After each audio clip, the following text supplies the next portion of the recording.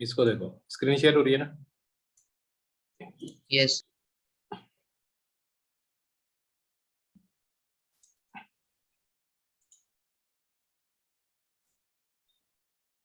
पिछले लेक्चर में मैंने बताया था, अब इसमें एनर्जी स्टोर हो गई है ना?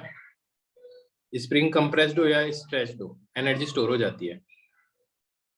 और कल लास्ट उसमें मैंने एक फॉर्मूला लिखाया था तुम्हें, हाफ के एक्स स्क्वायर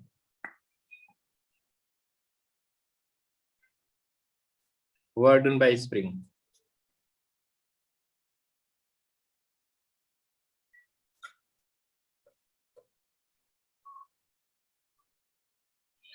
तो नेचुरल लेंथ से अगर एक्स कंप्रेस होती है तो वर्क डन कितना होता है? Half k x square. हाँ या ना? यस। अब एक चीज समझो तुम,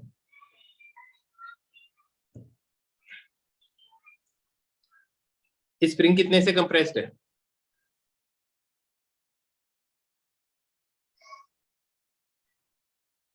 यार बता नहीं सकते कितने से कंप्रेस्ड है स्प्रिंग? 2 मीटर। 2 मीटर। तो स्प्रिंग के अंदर कितनी एनर्जी स्टोर्ड है? स्प्रिंग कितना वर्क करेगी इसको यहां से यहां तक लाने में?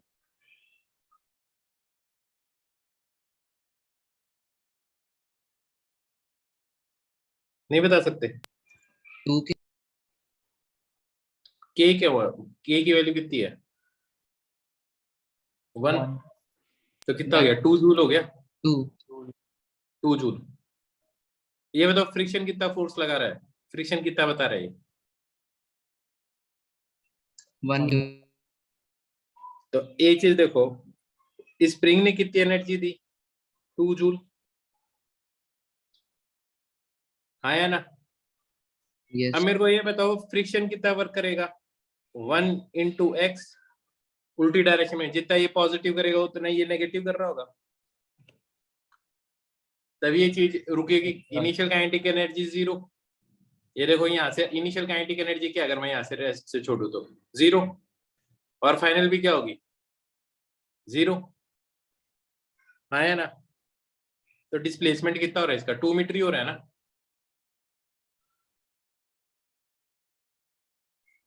देखो 2 मीटर ही हो रहा है।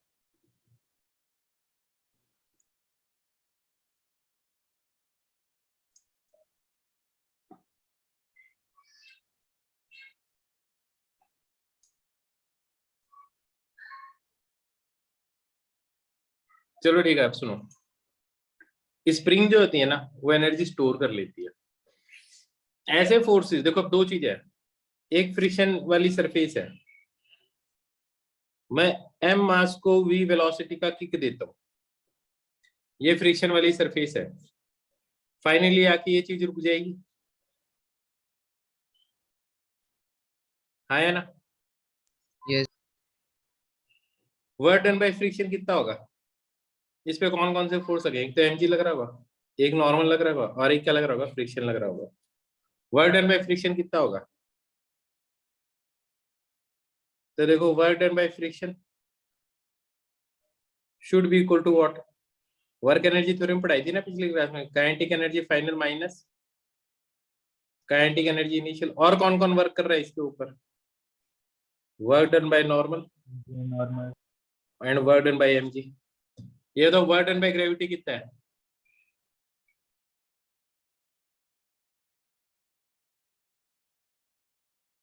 यार mg इधर लग रहा है, डिस्प्लेसमेंट इधर हो रहा है। वर्क डन बाय ग्रेविटी क्या है? 0। वर्क डन बाय नॉर्मल क्या है? 0। वर्क डन बाय फ्रिक्शन तो किसके बराबर है? Change in final kinetic energy क्या है? 0। इनिशियल काइनेटिक एनर्जी क्या है? हाफ m u नॉट का स्क्वायर। हाँ या ना? तो वर्क डन बाय फ्रिक्शन आ गया। अब तुम्हें भी पता है फ्रिक्शन ने नेगेटिव वर्क किया है, तो नेगेटिव आ भी रहा है। क्या बात समझ में आई? क्या बात समझ में आई? यस। ठीक है। एवा बताओ, यहां से जब ये ब्लॉक इधर गया तो क्या ये अपने आप वापिस अभी इधर आ जाएगा? तो No. इसके पास जो भी एनर्जी थी वो सारी की सारी किस में निकल गई? हीट में निकल गई बाहर। हाँ या ना? डिसिपेट हो गई है। लेकिन अगर मान लो मैं एक स्प्रिंग ले लूं और अब मैं एक m मास को लेता हूं, u नॉट वेलोसिटी से भेजता हूं, तो ये आते आते रुकेगा कहीं ना कहीं। भाई स्प्रिंग कंप्रेस होगी ना, नहीं आई बात समझ में? सर एक बार रिपीट। मैं बोल रहा अगर इसको तुम u नॉट वेलोसिटी दे दो तो इधर स्प्रिंग है, फ्रिक्शनलेस सरफेस है, फ्रिक्शनलेस सरफेस है। समझ में आ रही मेरी बात? तो क्या ये चीज यहाँ पे टकराने के बाद में रुकनी तो है ही, थोड़ी कंप्रेस होने के बाद में, हाँ या ना? बात समझ में आई या नहीं आई? Yes sir. क्या रुकने के बाद में वापिस इधर आएगी क्या? Yes no sir. Yes sir. वापिस आएगी, क्यों? वो समझो। वो इसलिए आएगी क्योंकि ये जो स्प्रिंग है ना, स्प्रिंग जब वर्क करती है तो स्प्रिंग कैसा वर्क करेगी इसके ऊपर ब्लॉक पे? अगर ये इधर जा रहा है तो पॉजिटिव करेगी या नेगेटिव करेगी? नेगेटिव करेगी। तो स्प्रिंग इसको एनर्जी दे रही है या इससे एनर्जी ले रही है? दे रही। इसकी एनर्जी कम होगी तो स्प्रिंग ले रही होगी ना यार वो एनर्जी, हाँ या ना? स्प्रिंग इसकी एनर्जी कम कर रही है तो एनर्जी जा रही कहाँ है? इसके अंदर जा रही है, हाँ या ना? Yes sir. इस केस में एनर्जी स्टोर हो जाती है, जब स्प्रिंग कंप्रेस होती है एनर्जी स्टोर हो जाती है। तो अब सिचुएशन ऐसी आएगी,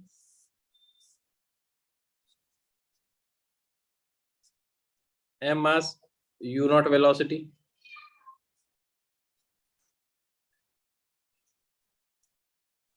स्प्रिंग कंप्रेस हो गई है, हाँ या ना? वेलोसिटी 0, स्प्रिंग फिर से एक्सटेंड हो गई है और ये फिर से u नॉट वेलोसिटी से इधर जा रहा होगा, हाँ या ना? तो स्प्रिंग ने जितना इसके ऊपर वर्क किया होगा, जितनी एनर्जी ली होगी, वो वापस सारी की सारी एनर्जी स्टोर थी वापस दे दी इसको, हाँ या ना? Yes sir. यस। तो इन दोनों में डिफरेंस क्या है? इन दोनों में डिफरेंस ये है कि अगर तुम ऐसे फ्रिक्शन वाली सरफेस पे फेंकोगे ना तो चीज जाके रुक जाएगी, जो एनर्जी थी वो डिसिपेट होगी, कहीं स्टोर नहीं होती, हाँ या ना? लेकिन स्प्रिंग वाले केस में क्या है, एनर्जी क्या हो रही है? स्टोर हो रही है। अगर मान लो स्प्रिंग एक्स से कंप्रेस हो गई, एक्स नॉट से, तो ये बताओ स्प्रिंग ने कैसा वर्क किया है ब्लॉक पे? स्प्रिंग कांस्टेंट किया है। पहले बताओ पॉजिटिव वर्क किया है नेगेटिव किया है यहां तक लाने में? ये ए सिचुएशन है, बी सिचुएशन है। ए से बी तक लाने में स्प्रिंग ने कैसा वर्क किया है? नेगेटिव। नेगेटिव किया। क्यों? फोर्स इधर लगा, कितना वर्क किया है? अभी तो सिखाया था ये फॉर्मूला, हाँ या ना? हाँ या ना? यस। फिर बी से लेके ए तक जाने में स्प्रिंग ने कितना वर्क किया है? पॉजिटिव या नेगेटिव? पहले ये बताओ। पॉजिटिव।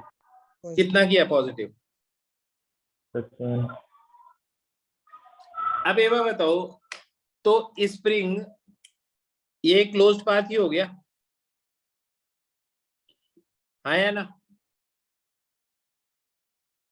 भाई यहां से स्टार्ट हुए वापिस यहीं आए, आई बात समझे? तो ये क्लोज पाथ ही हो गया ना। तो ये क्लोज पाथ में वर्क डन कितना आ रहा है? 0। 0। ऐसे टाइप के फोर्स को क्या बोलते हैं? कांस्टेंट। कांस्टेंट बोलते हैं। Conservative force. कंजर्वेटिव फोर्स बोलते हैं। तो स्प्रिंग फोर्स कैसा फोर्स है? कंजर्वेटिव। कंजर्वेटिव है, बहुत बढ़िया। क्या बात समझ में आ गई तुम्हें? तो कंजर्वेटिव फोर्स की खास क्या बात है, जब ये कंजर्वेटिव फोर्स नेगेटिव वर्क करता है तो जो एनर्जी मिलती है ना, ये खुद में स्टोर कर लेता है।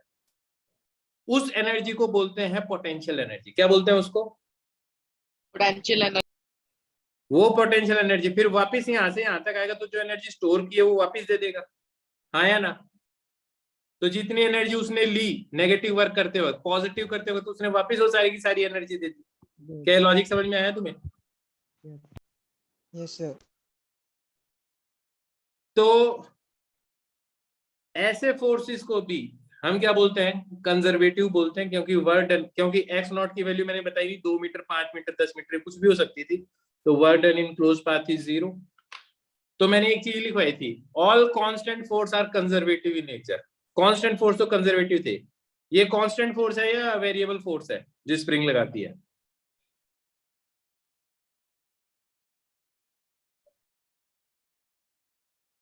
भाई स्प्रिंग जो फोर्स लगाती है वो कांस्टेंट है वेरिएबल है? कांस्टेंट है यार, मैंने अभी तो लिखा है F इक्वल टू के एक्स है, एक्स की वैल्यू चेंज हो रही है, फोर्स चेंज हो तो रहा है। ये कैसा फोर्स है? वेरिएबल फोर्स है। तो अब ध्यान से सुना जो मैं स्टेटमेंट करता हूं, all constant force are conservative in nature but all conservative forces are not constant in nature, हाँ या ना? जरूरी नहीं है कि सिर्फ कंजर्वेटिव फोर्सेस हो, सारे ही कांस्टेंट हो, वो वेरिएबल भी हो सकते हैं, जैसे स्प्रिंग फोर्स है। आई बात समझ में? लेकिन ये पक्की बात है, दुनिया में जितने भी कांस्टेंट फोर्स है वो तो सारे के सारे क्या है? कंजर्वेटिव है ही है। आई बात समझ में? Yes sir. इसका मतलब ये है जैसे हर इंसान लड़का है, हाँ है ना? हर सॉरी हर इंसान, हर लड़का इंसान है, पर हर इंसान लड़का है क्या? No sir. लड़की भी हो सकती है, हाँ है ना? तो ये कुछ ऐसी बात है कि सारे के सारे कांस्टेंट फोर्स कंजर्वेटिव है, लेकिन सारे के सारे कंजर्वेटिव फोर्स कांस्टेंट नहीं है, हाँ है ना? यस। तो अब एक कॉन्सेप्ट और सीख लो तुम, that is potential energy. Potential energy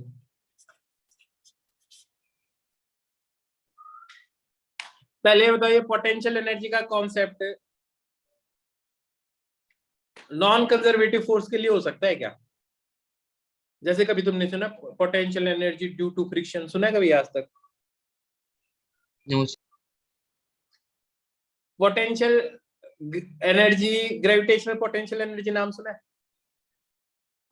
yes sir. मैंने पहले ही बताया था कि ग्रेविटेशनल फोर्स कंजर्वेटिव है नॉन कंजर्वेटिव है? कंजर्वेटिव। ऐसे स्प्रिंग में भी पोटेंशियल एनर्जी का कॉन्सेप्ट सुनने को मिल सकता है, क्योंकि स्प्रिंग फोर्स कैसा है? कंजर्वेटिव। तो पोटेंशियल एनर्जी का कॉन्सेप्ट किसके कॉन्टेक्स्ट में मिलेगा हमें?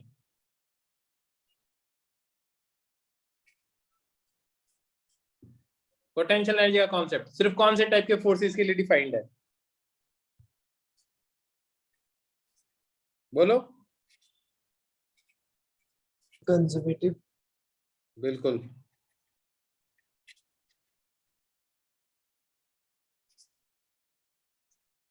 अब लिखो, देखो, it is the energy, it is the energy possessed by a system or an object by virtue of its state, by virtue of its state। क्या बात समझ में आई?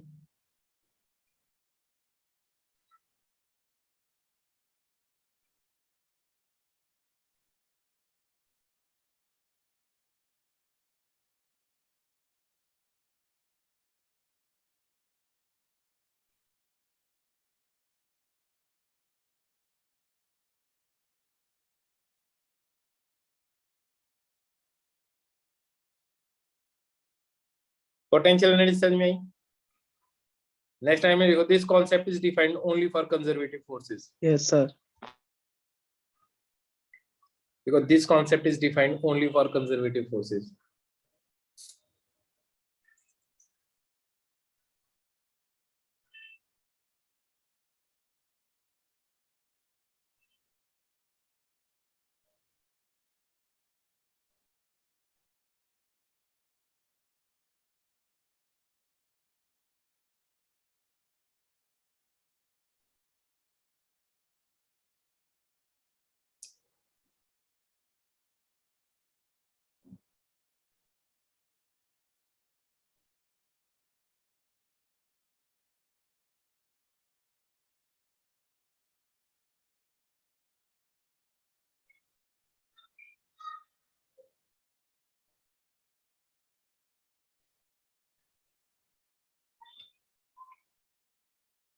लिख लिया यहाँ तक?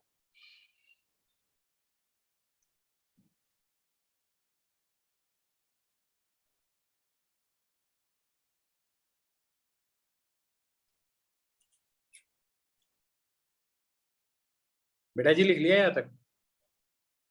Yes, sir.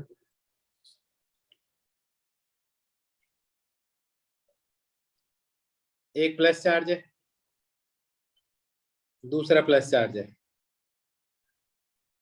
अब इनकी पोटेंशियल एनर्जी ज्यादा है या अब ज्यादा है, ये बताओ।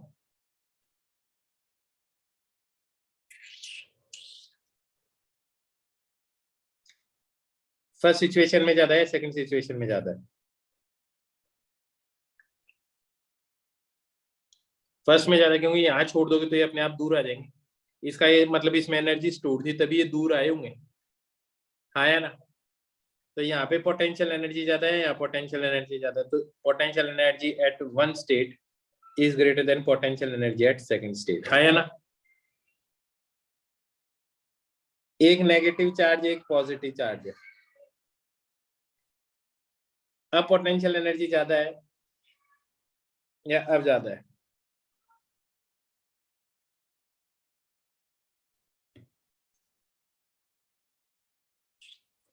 क्योंकि यहाँ छोड़ दोगे तो यहीं रहेंगे, यहाँ छोड़ोगे तो अपने आप पास आएंगे। इसका मतलब इसमें एनर्जी स्टोर्ड थी, तो इस केस में जब ज्यादा दूरी है तब पोटेंशियल एनर्जी ज्यादा है। तो याद रखो जब भी अट्रैक्टिव फोर्स है, हाँ या ना? अट्रैक्टिव फोर्स है तो जब चीजें दूर जाएंगी तब पोटेंशियल एनर्जी ज्यादा होती है। जैसे अर्थ है और एक बॉल है, अब पोटेंशियल एनर्जी ज्यादा है या अब ज्यादा है? फर्स्ट या सेकंड? ये अर्थ है।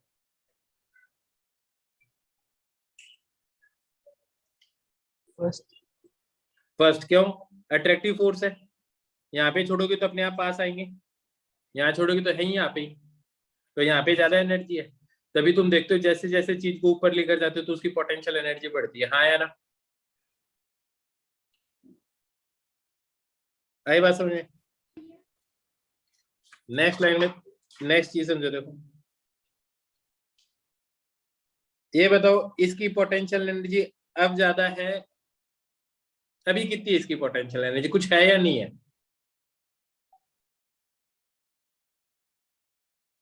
डिफाइंड ही नहीं है एक चार्ज की। अब इस सिस्टम की पोटेंशियल एनर्जी अब ज्यादा है या इस टाइम ज्यादा थी? फर्स्ट या सेकंड? कौन सी सिचुएशन में ज्यादा थी?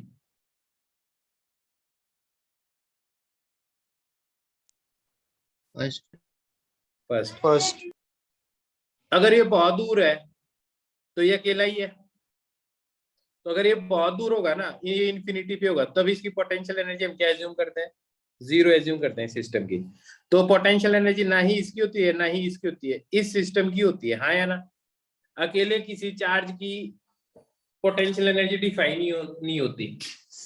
एक पॉइंट चार्ज की या एक पॉइंट मास की पोटेंशियल एनर्जी डिफाइंड ही नहीं है।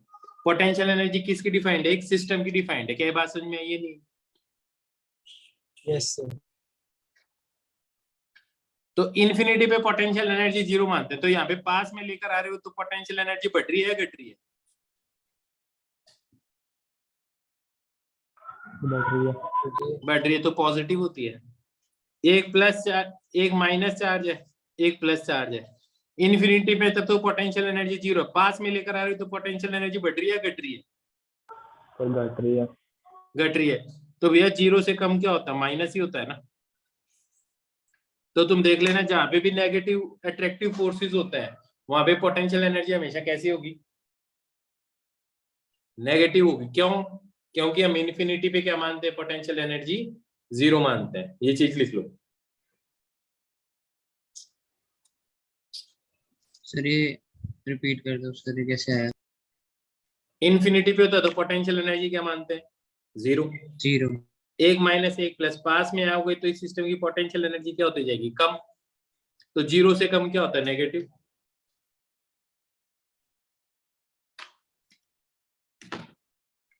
आगे बात समझे? यस। तो लिख लो इसको।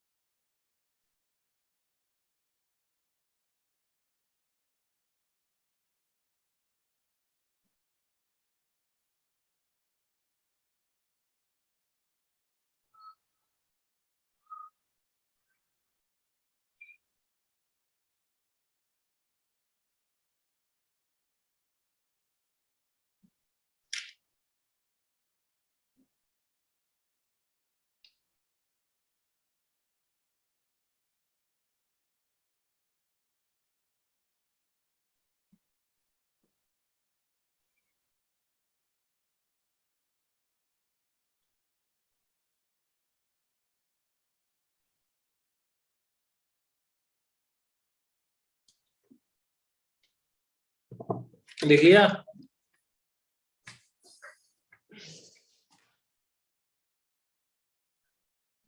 Yes sir.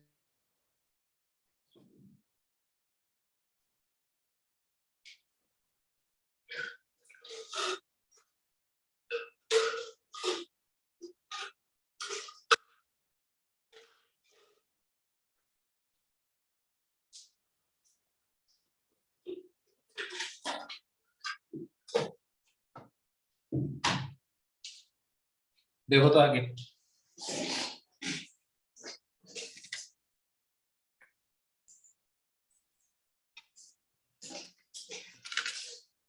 एक ऑब्जेक्ट है, ठीक है।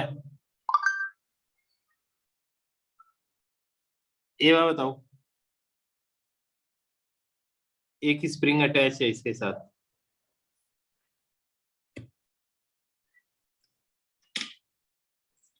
तो जब ये चीज नीचे आएगी तो स्प्रिंग इस पे कैसा वर्क कर रही होगी? जब ये ऑब्जेक्ट नीचे जा रहा होगा, स्प्रिंग कैसा वर्क कर रही होगी? पॉजिटिव। अच्छा, स्प्रिंग किधर फोर्स लगाएगी? ऊपर भी। तो यार पॉजिटिव वर्क कैसे करेगी स्प्रिंग, ये बताओ मेरे को। अभी तुम्हें पॉजिटिव नेगेटिव नहीं समझ में आ रहा है क्या?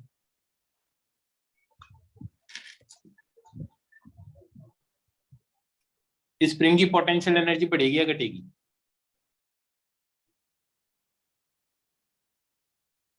स्प्रिंग की पोटेंशियल एनर्जी बढ़ेगी या घटेगी?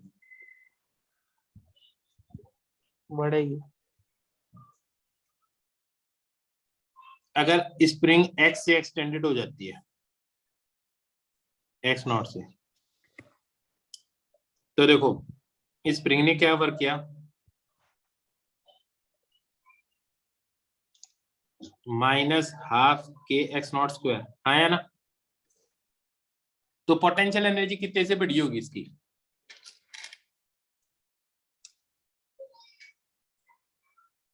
पोटेंशियल एनर्जी कितने से बढ़ी होगी इसकी? रिलैक्स स्टेट में पोटेंशियल एनर्जी क्या थी इसकी? 0। 0। और फाइनली क्या हो जाएगी? हाफ के x0 स्क्वायर। ये स्प्रिंग ने नेगेटिव वर्क किया तो इसकी एनर्जी लेके खुद में स्टोर किया है ना, तो पोटेंशियल एनर्जी तो इंक्रीज की है ना, तो u final minus u initial क्या आ गया?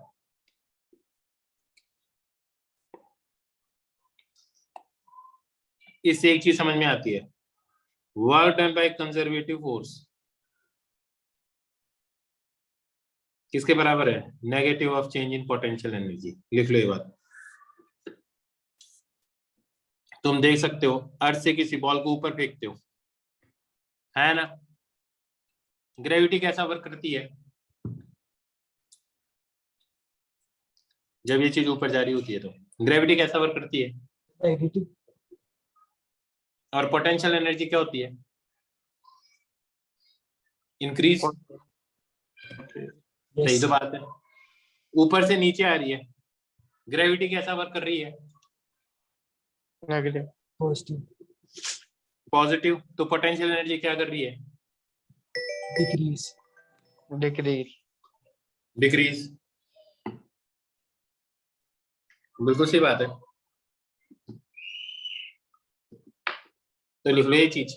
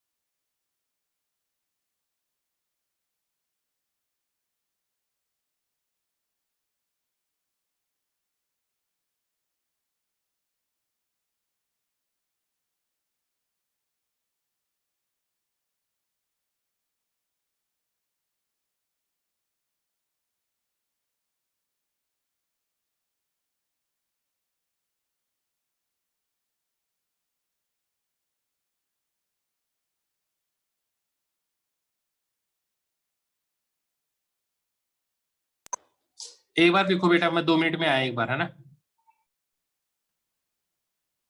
ये बात बताओ, एम मास है, एच हाइट ऊपर चली गई चीज, पोटेंशियल एनर्जी में कितना चेंज, कितनी इंक्रीज की है डिक्रीज की है पोटेंशियल एनर्जी, बताओ। इंक्रीज। तो चेंज इन पोटेंशियल एनर्जी कितना आ गया, mgh। तो वर्क डन बाय ग्रेविटी क्या आ गया, negative of change in potential energy कितना आ गया, माइनस mgh। हाँ या ना।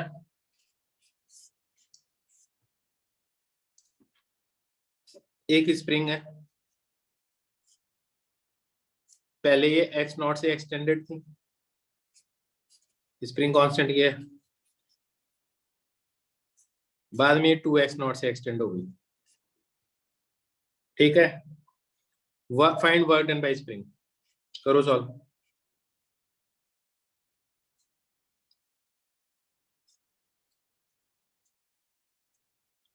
Find work done by spring.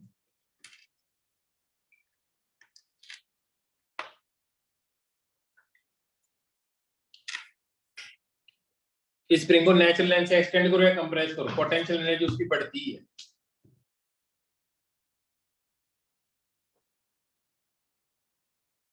पहले x नॉट से एक्सटेंड थी, अब 2x नॉट से एक्सटेंडेड है। Find work done by spring.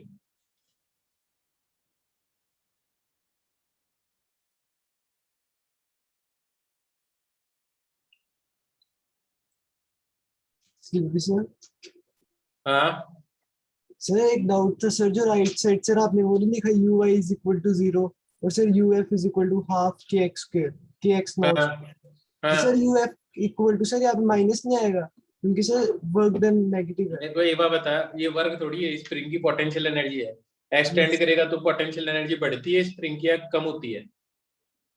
Sir बढ़ती है। तो बस हाफ के एक्स स्क्वायर कर दे, पहले 0 थी बाद में ये थे। Okay sir. अब इसको सॉल्व कर, इस टाइम पोटेंशियल एनर्जी कितनी है इसकी, इस टाइम कितनी है,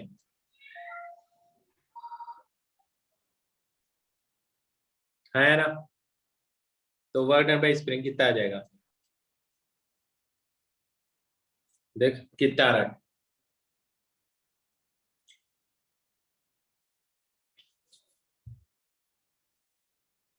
आ रहा है आंसर कुछ,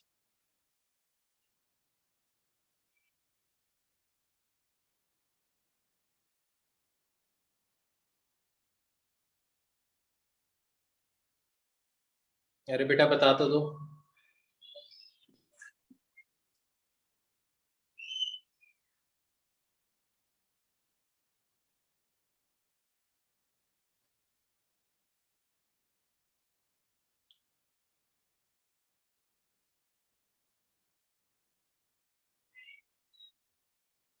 क्या आ रहा है, -3/2 की एक्स नॉट स्क्वायर आ रहा है।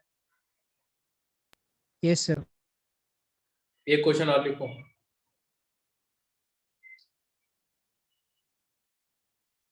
देखो आज spring is come, I spring of spring constant की, आई स्प्रिंग ऑफ स्प्रिंग कांस्टेंट की is compressed by x naught, then it is expanded by x naught, then it is expanded by x naught. Find the work done by spring. Repeat करना। पहले spring x not से compress थी, बाद में उसको x not से extend कर दिया। Find the work done by spring.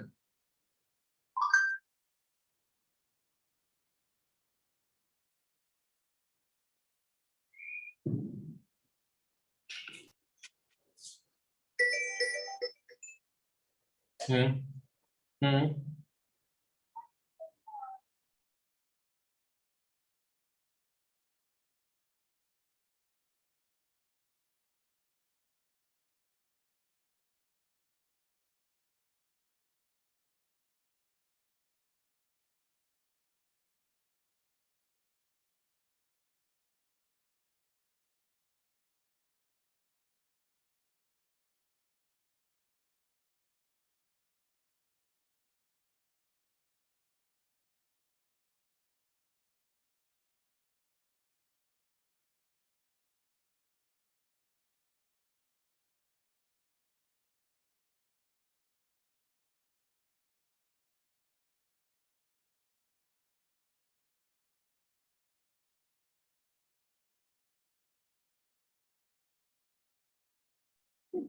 क्या आ रहा है भैया सर?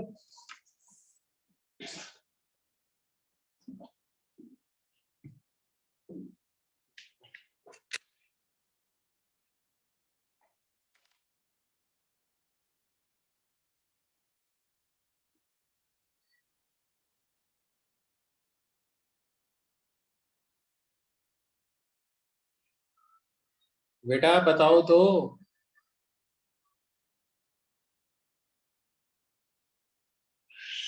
हृदयांश कह रहा है 0 आ रहा है, बिल्कुल सही बात है। तो work done by conservative force आराम से निकाल ही सकते हो। चेंज इन पोटेंशियल एनर्जी निकाल लो, work done by conservative force आ जाएगा। हाँ या ना? अब एक चीज और देखो,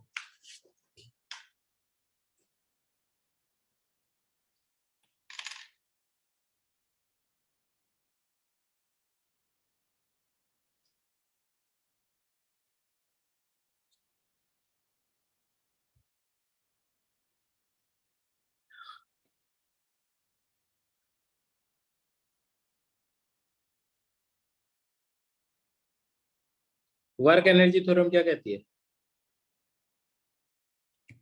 तो देखो पहले तो ये बताओ, दुनिया में दो ही टाइप के फोर्स होंगे क्या? उनसे या तो कंजर्वेटिव होंगे या नॉन कंजर्वेटिव होंगे। हाँ या ना? Yes sir. तो work done by conservative force plus work done by non conservative force, work energy theorem क्या बोलती है? Change in kinetic energy. हाँ या ना?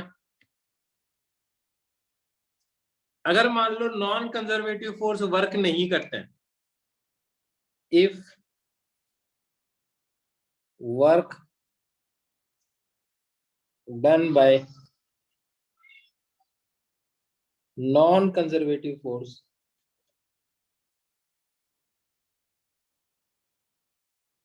इज 0,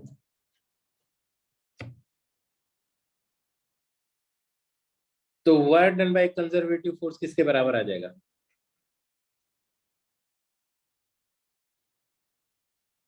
क्या बात समझ में आ गई? अभी थोड़ी देर पहले तुमने पढ़ाई था, work done by conservative force क्या होता है? Negative of change in potential energy. हाँ या ना? यहाँ तक सब कुछ समझ में आ गया? यस। तो ये चीजें यहाँ रख दूं।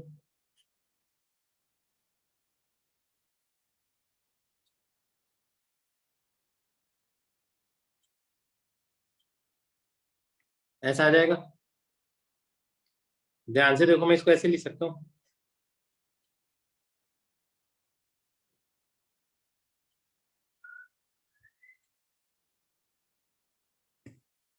ये इधर, ये इधर,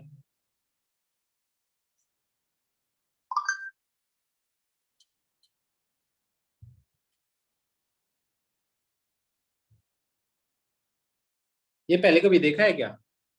potential energy plus kinetic energy के सम को क्या बोलते हैं?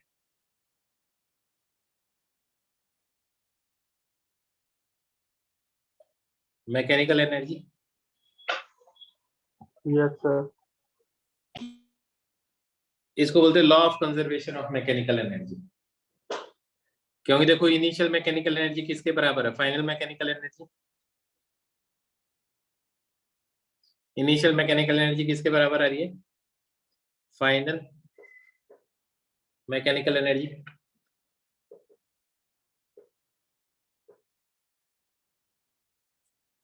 इसको क्या बोलते हैं? Law of conservation of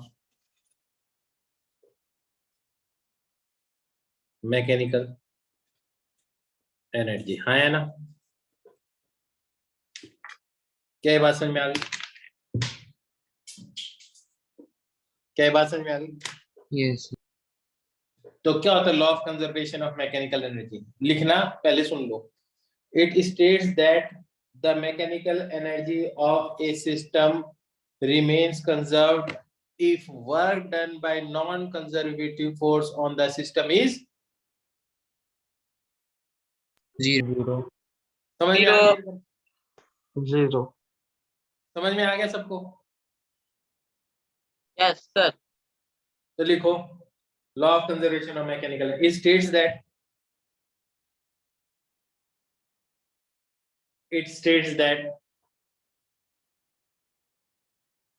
it states that the total mechanical energy of the system, it states that the total mechanical energy of the system remains conserved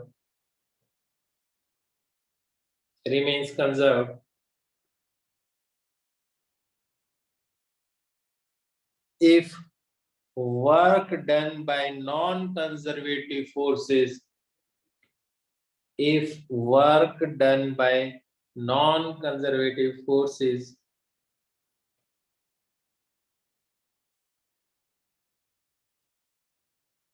work done by non-conservative forces on the system is 0 है ना? अब ये चीज लिख लो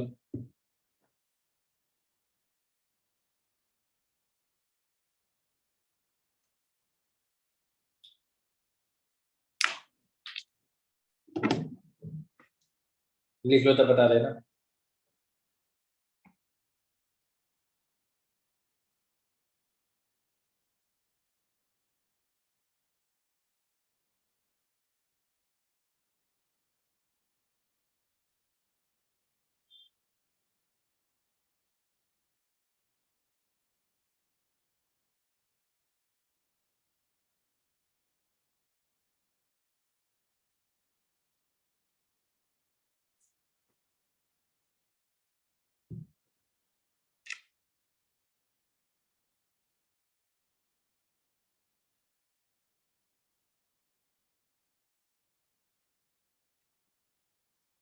Sir, done. लिख लिया Yes, sir. अब सुनो